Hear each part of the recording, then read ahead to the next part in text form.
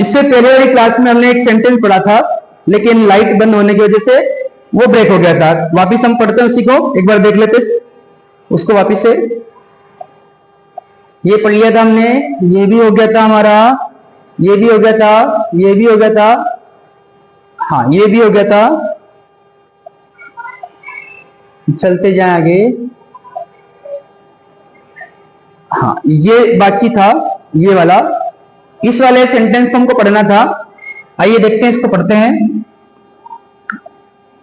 इसमें आर्टिकल का यूज करना है और मैंने आपको बताया था कि एसडीएम लिखा हुआ है, ठीक है। तो एसडीएम में देखना पड़ता है कि इसको बोलते कैसे और लिखते कैसे। जैसे एस डी एम लिख रहे हैं, अब इसका पहला लेटर देखो आप, इसको बोलते हैं एस, है ना। अब ये देखो लिखने में तो कॉन्सोनेंट आ रहा है, ठीक है, और बोलने में जो है वोवेल आ रहा है। तो ऐसी स्थिति में क्या करते हैं, जब आर्टिकल पढ़े जाते हैं उसमें बताते हैं, मेरा नियम उसमें है, ऐसी स्थिति में हम लिखते हैं इसके आगे A N, N S D M, ठीक है। इसका नियम होता है, मैं आपको पूरा लिखवा देता हूं, समय लगेगा थोड़ा सा, बता देते हैं, हमारा डाउट भी क्लियर हो जाएगा। एक लिखने पर और बोलने पर, लिखने पर वो कॉन्सोनेंट हो, बोलने पर वोवेल हो। तो लिखने पर कॉन्सोनेंट है और बोलने पर वोवेल है, तो ऐसी स्थिति में हमें उसके आगे क्या लगाना पड़ेगा, वो। और एक नियम और है, पेन चेंज कर लेता हूं ताकि आपको थोड़ा अच्छा दिख जाएगा। लिखने पर वोवेल,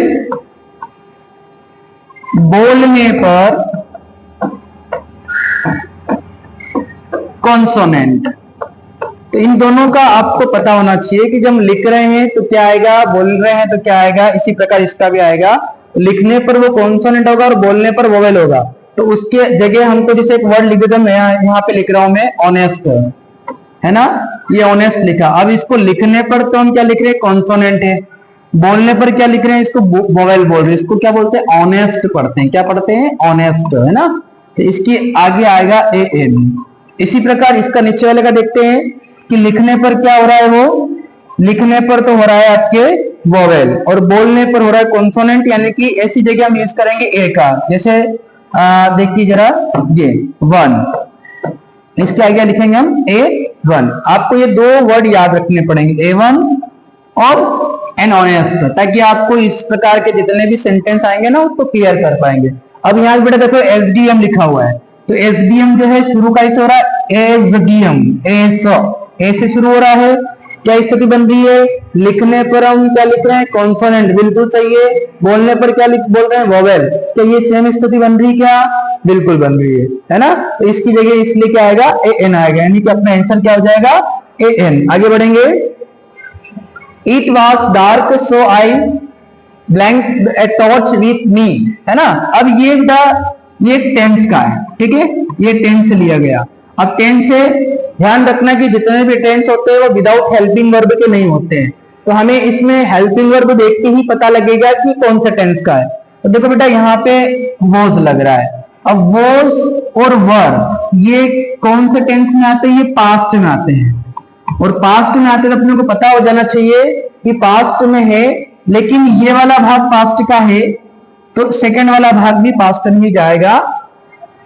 अंधेरा था, है ना, अंधेरा था, सो मतलब इसलिए आई ए टॉर्च विथ मी, मैं मेरे साथ क्या लेके गया, टॉर्च लेके गया अभी नहीं है, तो ये तो आता है प्रेजेंट में, आएगा नहीं, ये परफेक्ट में आता है, ये भी नहीं आएगा, बचा हमारे पास ये तो टुक आ जाएगा, ठीक है। तो यहाँ पे हो जाएगा it was dark so I took a torch with me. Next देखते हैं, when I reach the station the train had already. हाँ, अब यहाँ पे भी हमको एक चीज देखना पड़ेगी, वापिस से टेंस देखो, और टेंस में सबसे पहले आपको देखना है हेल्पिंग वर्ब। क्या देखना है, हेल्पिंग वर्ब।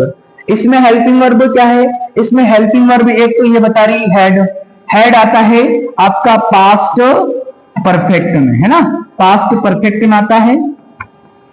तो हमें ये पता चल जाना चाहिए कि अगर जैसे पास्ट की बात करते हैं, पास्ट परफेक्ट की, परफेक्ट जितने भी हैं परफेक्ट की बात करते हैं तो अपने दिमाग में आ जाना चाहिए कि वर्ब की थर्ड फॉर्म लगेगी।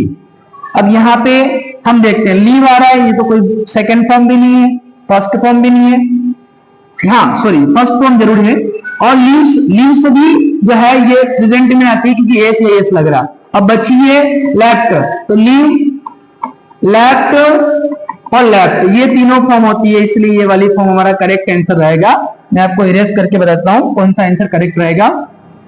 हमारा लास्ट जो रहेगा ना ये लेफ्ट रहेगा, ठीक है। तो यहाँ पे आ जाएगा लेफ्ट, यानी कि When I reached the station, जब मैं स्टेशन पर पहुंचा था, the train had already gone, या जा चुकी थी, सॉरी लेफ्ट होगा कि ट्रेन ऑलरेडी जा चुकी थी। नेक्स्ट देखेंगे, My mother is very strong, he lift 100 kg of weight। अब हम ऑप्शन को देखते हैं तीनों को। ऑप्शन जो है कैन, कुड और शुड। मैं तीनों का अर्थ आपको बताता हूं अलग अलग। कैन का मतलब होता है बेटा सकना, और इसका मतलब भी सकना होता है, लेकिन ये पास्ट फॉर्म के लिए यूज होता है, ठीक है, पास्ट फॉर्म के लिए। और इसका मतलब होता है चाहिए। ये जो होता है ये नॉर्मल एडवाइस भी देते ना, नॉर्मल एडवाइस के लिए यूज होता है। और ये जो होता है ना ये होता है एबिलिटी के लिए, काय के लिए, एबिलिटी के लिए। एक और होता है पावर के लिए, और एक और होता है, या नीचे लिख देता हूं मैं, कैपेसिटी के लिए, ठीक है। कैपेसिटी सही नहीं है क्या, कैपेसिटी, ठीक है, इसको वापस लिख देते हैं, ठीक है। पावर के लिए और कैपेसिटी, ठीक है, इसके लिए इसका यूज होता है ना। इसको देखना, मैं डाउट में हूं थोड़ा। तो ये जो है एबिलिटी के लिए, पावर के लिए और कैपेसिटी के लिए। एबिलिटी मतलब योग्यता, ठीक है, पावर मतलब शक्ति, और कैपेसिटी मतलब क्षमता। तो यहाँ पे वो कैपेसिटी बता रहे हैं किसकी, मदर की, कि my mother is very strong, मेरी मम्मी जो है ना बहुत मजबूत है। He can lift 100 kg of, मतलब वो 100 किलो वजन उठा सकते हैं, है ना, कैन यहाँ पे आएगा। आगे बढ़ेंगे, she is thinking of A car, she is thinking of A car, ये एक नॉर्मल सेंटेंस है, वो सोच रही है, सोच रही मतलब कंटिन्यू की बात हो रही है, तो इसलिए इसके साथ भी बाइंग ही आएगा, ये ध्यान रखना, क्योंकि वो उसकी जो थिंकिंग है ना वो रनिंग में हो रही है, इसलिए यहाँ पे क्या आएगा, बाइंग आएगा, ठीक है। आगे देखेंगे, repair the window just now, repair the window just now, repair the window just now, टूटी हुई कुर्सी तुरंत अभी के अभी क्या करो आप, रिपेयर करो। टूटी हुई यानी कि पहले टूट चुकी हो, तो ना तो आईएनजी लगेगा ना ब्रेक लगेगा, यहाँ पे लगेगा ब्रोकन, ठीक है, क्योंकि वो पहले से टूटी हुई है, पास्ट की बात हो रही है ना, या चुकी है, परफेक्ट की हो सकती है, इसलिए ब्रेकन आएगा यहाँ पे, सॉरी ब्रोकन आएगा, ठीक है। नेक्स्ट बढ़ेंगे, डॉग सेल्डम बाइट, इसमें जस्ट आपको पता ही है बार्किंग आएगा, तो लाइन लिखी हुई पहले से कि barking dog seldom bite. Next वापिस आ गए यहाँ पे आर्टिकल, आज के लिए हम यही करेंगे, कल इसमें और आगे बढ़ेंगे। He is honest, honest man, अभी जस्ट मैंने थोड़ी सी देर पहले आपको बताया था, तो इसमें क्या आएगा, इसमें आएगा एन ऑनेस्ट मैन, ठीक है। ये आर्टिकल आपको अच्छे से समझ में आ जाना चाहिए, ठीक है। आज की क्लास यही फिनिश करते हैं, बाय।